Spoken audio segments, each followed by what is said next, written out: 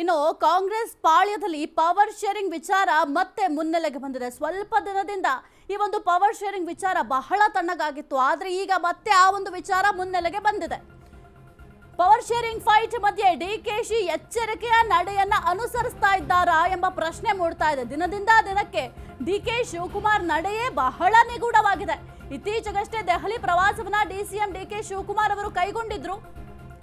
ವೈಯಕ್ತಿಕ ಕೆಲಸ ಅಂತ ತೆರಳಿದ್ದೆ ಅಂತ ಡಿಕೆ ಶಿವಕುಮಾರ್ ಅವರು ಹೇಳಿದ್ರು. ಆದ್ರೆ ಯಾವುದು ವೈಯಕ್ತಿಕ ವಿಚಾರ ಅಥವಾ ವೈಯಕ್ತಿಕ ಕೆಲಸ ಅಂತ ಗೊತ್ತಿಲ್ಲ. ಅಮಿತ್ ಶಾ ಕೂಡ ಭೇಟಿಯಾಗಿದ್ದಾರೆ ಅನ್ನೋ ಗುಸುಗುಸು ಕೂಡ ಕೇಳಿ ಬರ್ತಾ ಇದೆ. ಎಲ್ಲದಕ್ಕೂ ಸ್ಪಷ್ಟನೆ ನೀಡಿದ್ದ ಡಿಸಿಎಂ ಡಿಕೆ ಶಿವಕುಮಾರ್ ಇದೀಗ ಮತ್ತೆ ದೆಹಲಿಯತ್ತ ಮುಖ ಮಾಡಿರೋ ಡಿಸಿಎಂ. ಇನ್ನು ಕಾಂಗ್ರೆಸ್ ಪಾಳ್ಯದಲ್ಲಿ ದಿನದಿಂದ ದಿನಕ್ಕೆ ಚರ್ಚೆ ಆಗ್ತಾ ಇರುವ, ಪ್ರತಿದಿನವೂ ಚರ್ಚೆ ಆಗ್ತಾ ಇದೆ ಅಂತಾನೆ ಹೇಳಬಹುದು ಈ ಒಂದು ಪವರ್ ಶೇರಿಂಗ್ ವಿಚಾರ. ಒಂದು ಕಡೆ ಡಿಕೆ ಶಿವಕುಮಾರ್ ಬಣ, ಮತ್ತೊಂದು ಕಡೆ ಸಿಎಂ ಸಿದ್ದರಾಮಯ್ಯ ಬಣ. ಕಾಂಗ್ರೆಸ್ನಲ್ಲಿ ಸದ್ಯಕ್ಕೆ ಎಲ್ಲರಿಗೂ ಕೂಡ ಗೊತ್ತಿರುವಂತೆ ಎರಡು ಬಣ ಅಂತೂ ಕಾಣಿಸ್ತಾ ಇದೆ. ಒಂದ್ ಕಡೆ ಸಿಎಂ ಬಣ ಇದೆ, ಮತ್ತೊಂದು ಕಡೆ ಡಿಸಿಎಂ ಡಿಕೆ ಶಿವಕುಮಾರ್ ಬಣ ಇದೆ.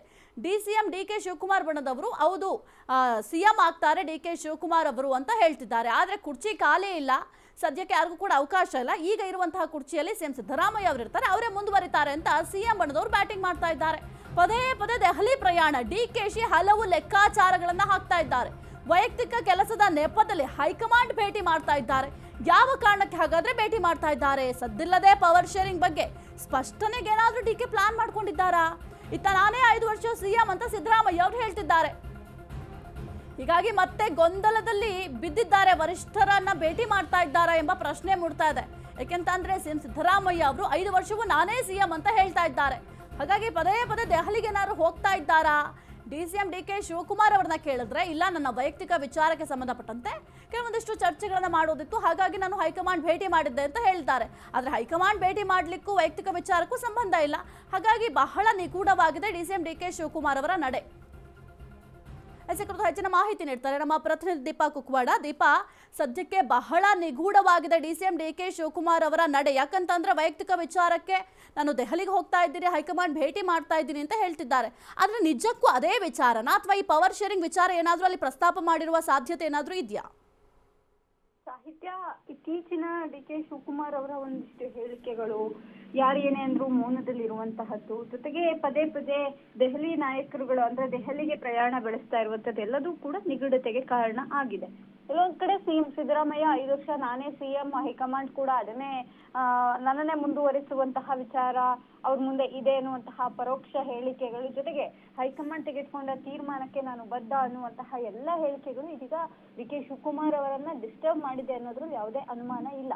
ಅದರ ಜೊತೆಗೆ ಇದೀಗ ಮತ್ತೊಮ್ಮೆ ಅವರು ದೆಹಲಿ ಪ್ರಯಾಣ ಬೆಳೆಸಿರುವಂತಹದ್ದು ಈ ಚರ್ಚೆಯನ್ನ ಹುಟ್ಟುಹಾಕಿದೆ. ಯಾಕಂದ್ರೆ ಹಿಂದೆಯೂ ಕೂಡ ಪರ್ಸನಲ್ ಕೆಲಸ ಅಂತೇಳಿ 2-3 ಬಾರಿ ದೆಹಲಿಗೆ ಪ್ರಯಾಣವನ್ನ ಬೆಳೆಸಿದ್ರು. ಕೇವಲ ಒಂದೇ ಒಂದು ರಾತ್ರಿ ಅಥವಾ ಒಂದೇ ದಿನದಲ್ಲಿ ವಾಪಸ್ ಆಗಿದ್ದು ಕೂಡ ಇತ್ತು.